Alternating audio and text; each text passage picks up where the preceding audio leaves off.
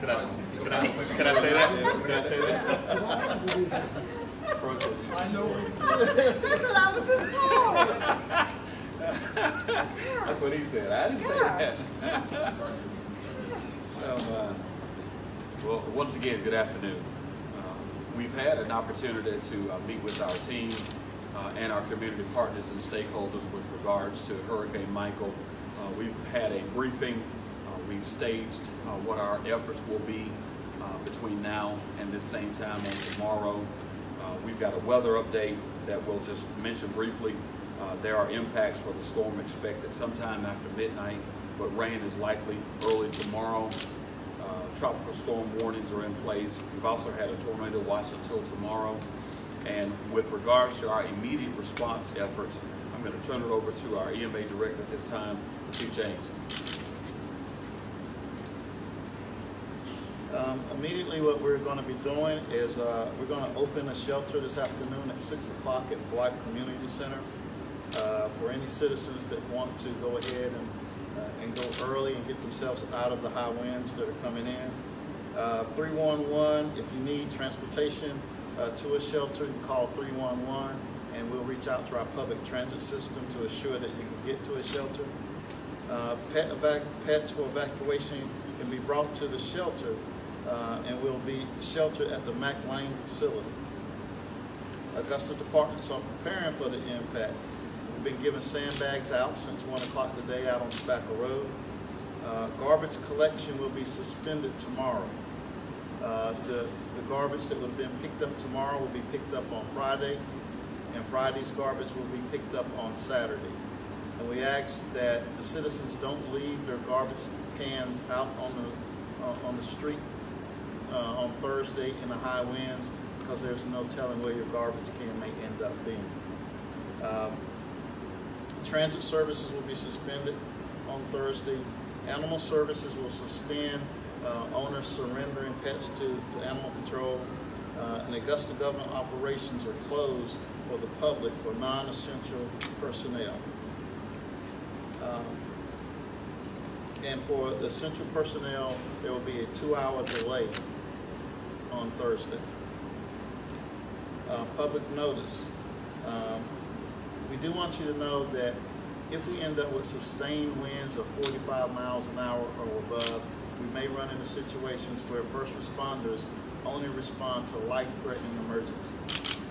So we want to protect our first responders as well. If we get into winds that are over 50 miles an hour, it is dangerous to send first responders out in their vehicles. Don't let the common weather conditions fool you. Prepare now. We've seen a lot of citizens that still say we don't want to move, that are down on the Gulf, that don't want to, evacuate.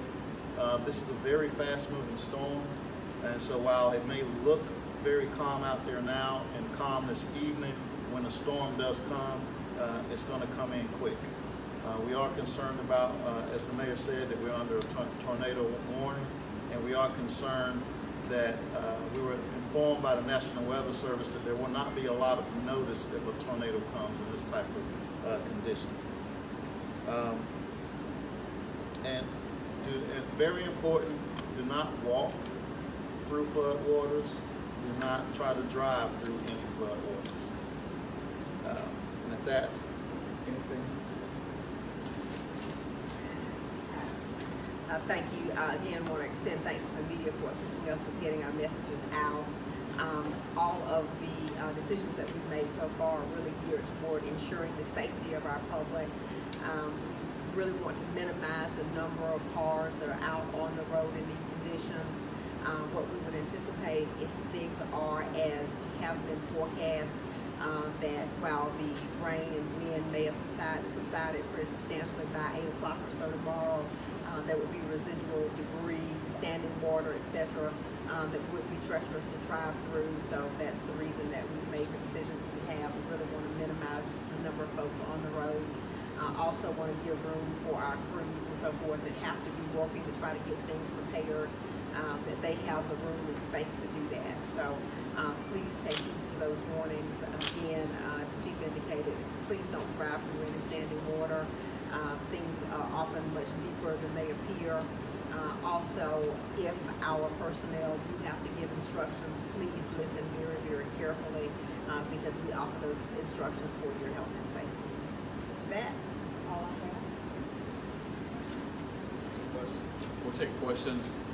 We do want to add that our partners at the airport, our Director Herbert Judon, they've also sent out a communication that American Airlines has canceled flights through, I think, later tomorrow. Delta Airlines has staggered flights. That information will be available on our website, the city, augustag.gov. You can find that information as well as going to the Augusta Regional Airport's website. We want to make sure that folks who are traveling tonight and tomorrow have the latest information possible, and we'll respond as quickly and in real time, quite frankly. Any other questions that you may have? You spoke to non-essential and essential personnel. Can you just touch on who that is? Certainly. Last year, we asked all of our departments to identify those essential and non-essential personnel, meaning that there are certain jobs, like myself, for instance, like public safety personnel, that will need to report to work regardless of the conditions. Others who work office jobs, so to speak, because we won't be seeing the public, we won't need them to come in. So we've gone through a process to identify who those employees are in each of our departments, so our employees should understand what that directive means. Do you expect them to implement a curfew because of the storm? At this point, we've not discussed that. If there becomes a need to do so, we'll certainly notify everyone with as much notice as we can. Why the Blythe Community Center that is very on the far reaches of South Richmond County instead of somewhere more centralized? The Blythe Center was chosen in high winds. We're concerned about our residents that live in mobile homes, and this is a community center that is close to that area, and therefore we can get them to safety early. And we encourage them to folks that live in mobile homes to seek shelter early. As I said, it's a fast-moving storm. What should people bring to the shelter if they plan to go to the shelter at 6 p.m.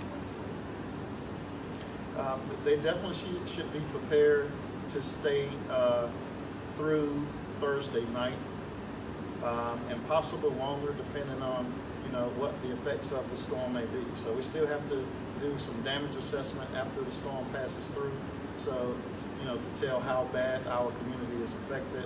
But they definitely need to plan on staying there, bring enough to at least stay there a night or two. And so as far as schools and your guys' offices and everything, just close officially tomorrow. You'll reassess Friday, come later tomorrow. Right. Those announcements will be made each afternoon for the next day. No pets at the shelter, too? Say again? No pets at the shelter? No pets at the shelter. Our animal control department is prepared to take pets for people that will be sheltering in our shelter. So as we said earlier, owners not surrendering pets at this particular time, so that we can assure that we have enough room for pets of people that are sheltering in our shelter. Thank you. Finish the briefing. Tropical storm warning. Don't forget that. Make sure you understand that if you put out information about people coming to shelters, make sure they bring medication. People that are home, make sure they have 3 days worth of medication. Make sure they have 3 days worth of food. If you need us for anything, everybody has my number, text. If you have essential questions that you want to ask, public safety, we're not changing anything that we're doing. We're still going to operate fully. Once the winds get a certain speed, we have to change how we operate certain things. Other than that, make sure people check on your family, check on your friends.